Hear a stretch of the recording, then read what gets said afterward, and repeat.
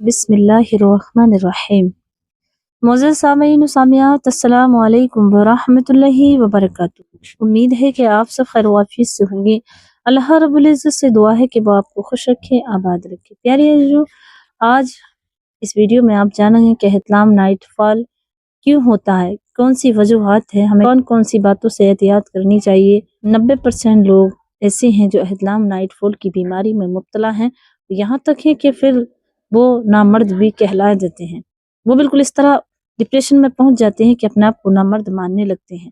यार जो तो ये पहले तो मैं आपसे यही कहूँगी कि जिस चीज़ के बारे में ज़्यादा सोचने लगते हैं, ज़्यादा जानने लगते हैं और उसी दिमाग पर अपने हावी कर लेते हैं, तो डिप्रेशन में आप पहुंच ही जाते हैं। तो इन चीज़ों को पहले माने नहीं, इग्नोर कर दें, क्योंकि देखो हर बीमारी का इलाज है, हर चीज़ का इलाज अल्लाह रब्बुल इज़्ज़त ने दुनिया में कायम कर दिया है। लेकिन हमारी कुछ ऐसी एहतियात भी ज़रूरी हैं जो हमारी ही ना एहतियात करने से वो हमारे आगे आ जाती हैं। तो आइएगा आज जानने की कोशिश करेंगे कि ऐसी कौन सी बातें हैं जो हमारी तंदुरुस्ती के लिए बहुत ज़्यादा एहतियात की ज़रूरत है। आइएगा प्यारे, जो एक तंदुरुस्त मर्द को महीने में 2 या 3 बार एहतलाम हो जाए तो सोबत पर कोई फर्क नहीं पड़ता, ना ही ये कोई बीमारी है। लेकिन जब ये एहतलाम नाइटफॉल ज्यादा होने लगे, यानी महीने में 4 से लेकर के 6 मरतबा तक हो जाए, तो ये फिर एहतलाम की बीमारी में दाखिल है। ज्यादा एहतलाम होने की कई वजूहात हो सकती हैं। आमतौर पर ख्यालात का गंदा रहना, इश्क मोहब्बत की कहानियां पढ़ना, गंदी फिल्में देखना और हमेशा गंदी बातें करते रहना वगैरह वगैरह, जिनकी वजह से एहतलाम की बीमारियां हो जाती हैं। ये बीमारी आगे चल कर के बहुत ही खतरनाक साबित होगी। प्यारी है जो तो हमारी जो ख्यालात हैं, गंदी फिल्में देखना, इससे भी हमारे जो एहतलाम है ये ज्यादा ख्यालात होता है। जिस तरह के ख्याल रखें कि जब ऐसा आपको होने लगे या आप ऐसी फिल्में ड्रामे देख रहे हैं तो फौरन वहां से अपने आप को वहां से वाइप आउट कर दें, ताकि वहां से जहन बदल जाए। जब जहन बदलता है, चीजें वहां आती हैं, तो आपकी बॉडी वही हरकत करने लगती है। जब वही हरकत होती है तो इंसान को फिर एकदम एहतलाम हो जाता है। अब एहतलाम हो रहा है, जो मेरे कुंवारे भाई हैं, शादीशुदा हैं, तो वो अपनी वाइफ की ख्वाहिश से पूरा कर लेंगे, अपनी वाइफ के पास चले आएंगे। लेकिन जो कबारे हैं वो फौरन अपने हाथ से ही अपना गला घोट लेते हैं। जैसे ही उन्हें सेक्स हुआ या वो तैयार हुए, तो उन्हें फौरन नाइटफॉल हो जाता है और वो अपनी जवानी को इस तरह बर्बाद कर लेते हैं। प्यारी है जो, इसके लिए हमें सबसे ज्यादा एहतियात करना चाहिए। जैसे ही हम फिल्में ड्रामे देखते हैं या कोई ऐसी चीज जो सेक्सी हो, तो फौरन वहां से अपना दिमाग हटा लें, अपने आप को वहां से रद्द अमल कर दें। तो इस तरह आपकी ये बीमारी जल्द आप पर ओझल नहीं होगी। अब आइएगा, ऐसे लोग जिनको एहतलाम ज्यादा होता हो, उन्हें इन बातों पर अमल करना चाहिए। इंशाअल्लाह ज्यादा एहतलाम की परेशानी खत्म हो जाएगी। जो तो आइएगा समझते हैं वो कौन कौन सी बातें हैं। मरीज को चाहिए कि पेशाब करके सोए, यानी जब आप बिस्तर पे जाएं तो पहले पेशाब कर लें और वुजू बना करके सोएं।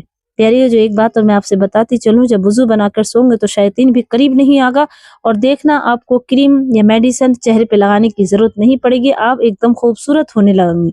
तो वुजू बनाकर सोएं। सुबह जल्दी उठ जाएं, यानी कि जल्द उठें, फजर की अजान होने से पहले उठ जाएं तो बेहतर है, और फौरन टॉयलेट में जाएं, पेशाब वगैरह करें, यानी हाजत जरूरियात से आप फारिग हो जाएं, फिर आप फजर की नमाज पढ़ें या नहा लें, नहाने की हाजत है तो।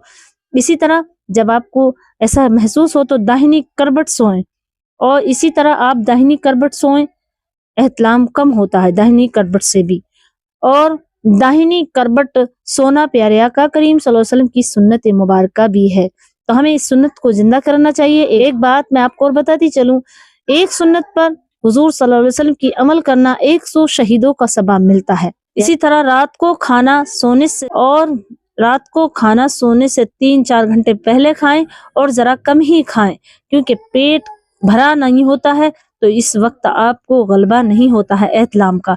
पेट खाली होता है तो उस वक्त जब बॉडी में जान नहीं होती है, ताकत नहीं होती है, तो आपकी बॉडी में वो हार्मोन्स नहीं पैदा होंगे, बैलेंस नहीं बनेगा जो आपको एहतलाम हो। इसी तरह मेरे भाई दूध पीते हैं तो गर्म दूध ना पिए, बल्कि ठंडा हल्का गर्म दूध पिए, क्योंकि ज्यादा गर्म दूध पीने से बॉडी में एकदम गर्माहट आती है और फौरन आपको नाइटफॉल हो जाता है, तो इससे भी परहेज करें। इसी तरह सोने से पहले कोई अच्छी دینی معلومات والی کتابوں کا مطالعہ کریں، یعنی کہ آج کے دور میں کتابیں نہیں تو کم سے کم موبائل میں آپ دینی کوئی اچھی ایک دو چار منٹ 3 منٹ کی آپ ایک اچھی تقریر وغیرہ جسے آپ فالو کرتے ہیں پسند کرتے ہیں ان کی تقریر وغیرہ سن لیں، تو اس سے بھی نائٹ فال ہونے کی بہت زیادہ کم چانسز ہوتے ہیں۔ اسی طرح کھٹی چیزیں، چٹنی، زیادہ گوشت وغیرہ نہ کھایا کریں، کیونکہ کھٹی چیزیں کھانے سے بھی اور زیادہ گوشت کھانے سے، انڈا کھانے سے بھی آپ کی یہ بیماری بن جاتی ہے، اس سے بھی جلد آپ کو